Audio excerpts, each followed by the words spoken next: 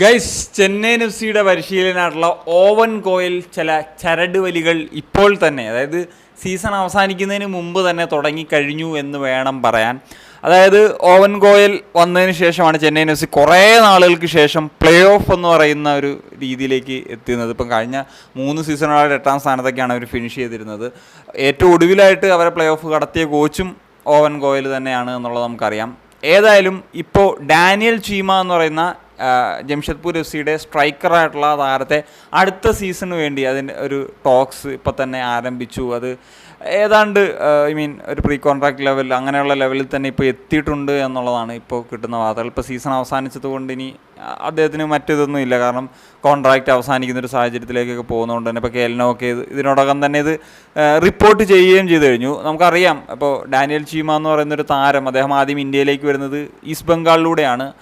അന്ന് അദ്ദേഹം ഈസ്റ്റ് ബംഗാൾ അത്ര ഇതല്ലായിരുന്നു, 10 മാച്ചിൽ 2 ഗോളോ മറ്റോ ഒക്കെ അടിച്ചിട്ടുണ്ടായിരുന്നുള്ളൂ.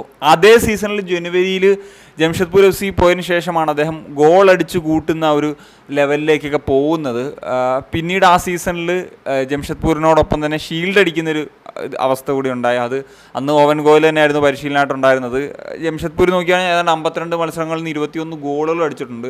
സ്റ്റുവർട്ടും ചീമയൊക്കെ ആയിട്ടൊരു നല്ല കോംബോയൊക്കെ അവിടെ ഉണ്ടാക്കിയെടുക്കാൻ സാധിച്ചിട്ടുണ്ടായിരുന്നു.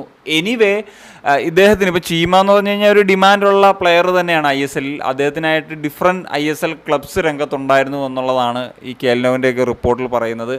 എന്നാൽ അദ്ദേഹം ചൂസ് ചെയ്യുന്നത് ചെന്നൈയിൻ എഫ് സി ആകുന്നു എന്നുള്ളതാണ്. അതിൻ്റെ ഒരു റീസൺ ഓവൻ കോയൽ എന്ന് പറയുന്ന പരിശീലനം തന്നെയാണ്. കാരണം ഓവൻ കോയൽ എന്ന് പറയുന്ന പരിശീലകൻ്റെ അണ്ടറിലാണ് അദ്ദേഹത്തിൻ്റെ ഏറ്റവും ബെസ്റ്റ് പുറത്തെടുക്കാനായിട്ട് സാധിച്ചിട്ടുള്ളത്. അതുകൊണ്ട് തന്നെ അടുത്ത സീസണിൽ നമുക്ക് ഓവൻ കോയലിനോടൊപ്പം അവിടെ നമുക്ക് ഡാനിയൽ ചീമയെ കാണാൻ കഴിയുമെന്നാണ് പ്രതീക്ഷിക്കുന്നത്. ഇത്തവണ ആ ഒരു സ്ട്രൈക്കിംഗ് സോണിലൊക്കെ ചില പ്രശ്നങ്ങളുണ്ടായിരുന്നു ചെന്നൈയിൻ എഫ് സിക്ക് എന്നുള്ളതൊരു വാസ്തവം തന്നെയാണ്. അത് മാറ്റാൻ വേണ്ടി ആയിരിക്കണം ഇപ്പോൾ തന്നെ ഈ ഒരു ലക്ഷ്യത്തിലേക്ക് പോകുന്നത്, ചീമ എന്ന ലക്ഷ്യത്തിലേക്ക്.